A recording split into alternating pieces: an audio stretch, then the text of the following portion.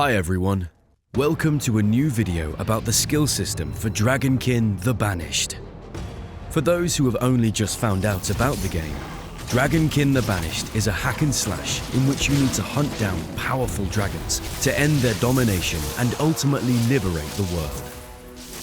Dragonkin the Banished will be available in early access on PC on March 6, 2025, and will release later on PS5 and Xbox Series X and S. If you didn't watch our first video introducing the character classes, you can find it via the card at the top right of your screen. As a quick summary, there will be 3 classes available when early access launches. The Knight wields an arsenal of fire, the Barbarian boasts titanic strength, and the Oracle with draconic powers. Now let's get back to the topic of this video. At the heart of Dragonkin's skill system is the Ancestral Grid. Each character class has its own Ancestral Grid, and it evolves as you level up. The Ancestral Grid only becomes a powerful asset when fragments are added to it. Fragments are items that you find as loot and are made up of hexagons.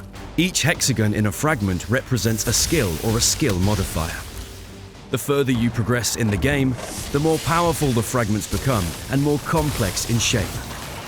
The composition of the grid and placement of fragments are therefore key factors in customizing and optimizing your character's skills.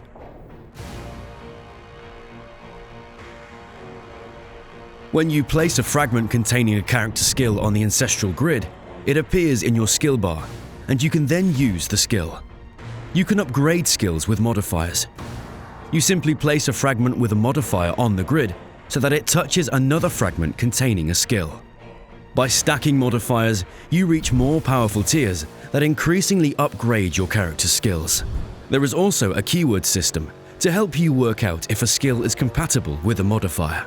Let's go to the town's training arena and look at a few examples together.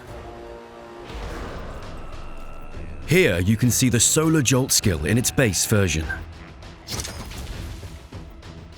Touching the fragment containing the Solar Jolt skill, we'll place fragments containing compatible modifiers, in this case bonus projectile, defensive stance, and repulsion. With just these changes, this is what the Solar Jolt skill looks like now. Here's another example with the resounding strike of the Barbarian in its non-upgraded version. By correctly placing the right modifiers in the Ancestral Grid, this is how we can upgrade the resounding strike skill.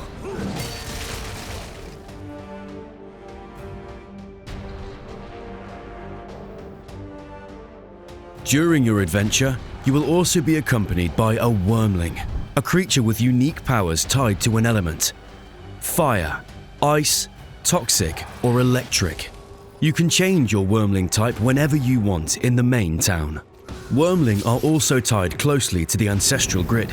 They also have their own skills. By placing a fragment containing a Wyrmling skill right next to a fragment with a compatible character skill, you can trigger an additional effect. Here, my character is accompanied by an electric Wyrmling. As you can see in the grid, we place a fragment containing an electric Wyrmling skill right next to a fragment containing the Knight's flamethrower skill. A Wyrmling skill only triggers if a condition is met. In this case, it just needs a skill to be activated. The flamethrower therefore triggers Stormcall when activated. Let's look at another example with the Oracle.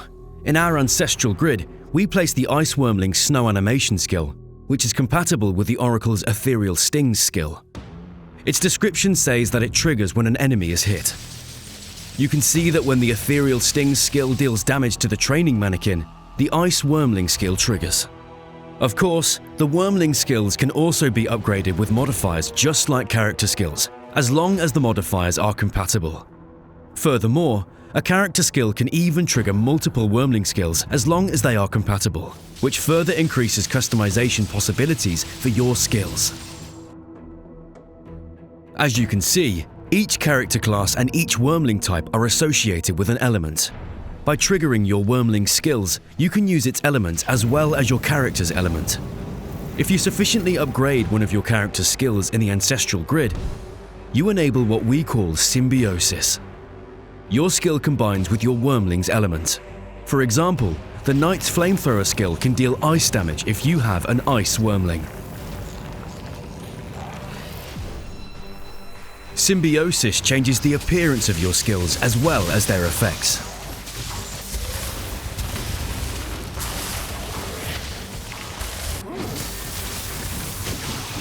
And to give you a good idea of what an optimized grid might look like with all the character and Wyrmling skills modified, here's an example with the Oracle.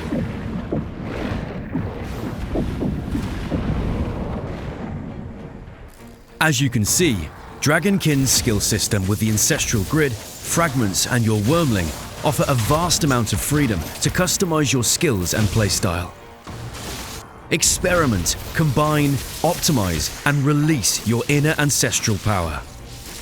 Thanks everyone for watching and for your ongoing interest in Dragonkin the Banished. We can't wait for you to play the game, and we look forward to reading your feedback on this video. As a reminder, Dragonkin the Banished will release in early access on Steam on March 6, 2025, and later on PS5 and Xbox Series X and S. See you soon for a new video on Dragonkin the Banished.